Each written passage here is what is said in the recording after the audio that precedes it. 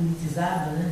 De tudo antes, ele chegou, disse para os meninos, puxa vida, mas tudo que a gente faz, o pessoal não concorda, ninguém entende. Vamos fazer uma coisa? Vamos esperar e montar aqui uma operação que todo mundo vai entender.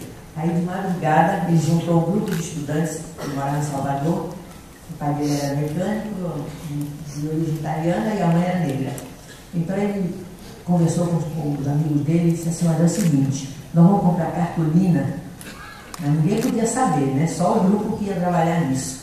E vamos fazer a foice e o martelo naquela cartolina, mas ninguém podia saber. Eles prepararam não sei quanto tempo, até que chegou o dia, não me lembro qual era a data, eles anunciaram, entre eles todos, que à meia-noite, né, quando o povo estivesse dormindo, todos os estudantes que iam participar junto com ele dessa organização, eles iam ficar de noite esperando que apagassem a luz e tudo, e eles, nos postes de Salvador, não sei se aqui muita gente conhece Salvador, todos os postes, todos os lugares onde tinha uma coisa para pendurar, eles penduraram a cartolina com a foice e o martelo. Bom, no dia seguinte, quando todo mundo acordou, a cidade inteira estava toda... O que houve? Mas o que é isso? Manchete do jornal, o comunismo chegou na Bahia. E aí, o pessoal aqui que estava representando do Brasil achou que eu ia sair do país.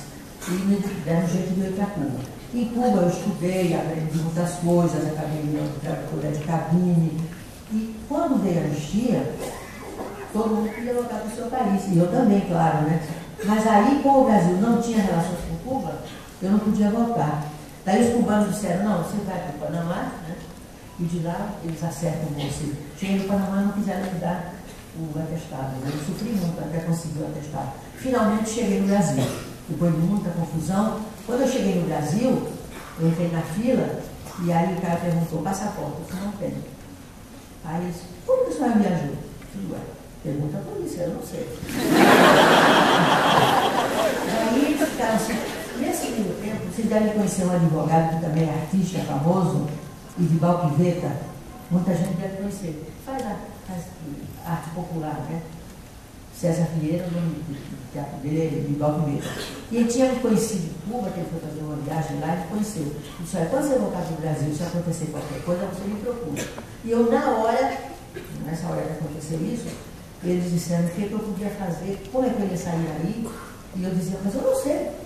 Bom, aí o Edivaldo Pivetta já tinha me dado um recado, que se eu chegasse um dia no Brasil e não pudesse entrar, eu ia pedaço para ele. Então eu me lembrei, mandei um recado para ele, e ele ficou me esperando. Quando eu cheguei na fila, que eles não queriam me dar o passaporte, a liberdade de entrar, ele entrou, fez uma volta assim, e disse, Carol, o senhor não vai mexer nessa mulher, que essa mulher, casou assim, essa mulher é anistiada.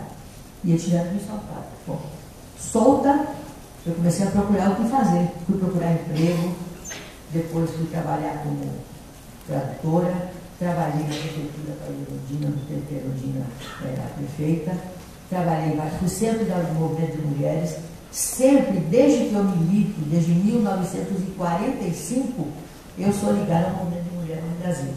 Agora eu sou da Associação de Mulheres pela Paz, que é uma atividade que faz um trabalho muito importante contra a violência doméstica, incluindo o homem nessa luta, e tanta coisa que eu podia falar agora, mas não dá tempo. Então, eu quero deixar um abraço enorme. Se vocês um dia quiserem me convidar, eu venho. Tá bom?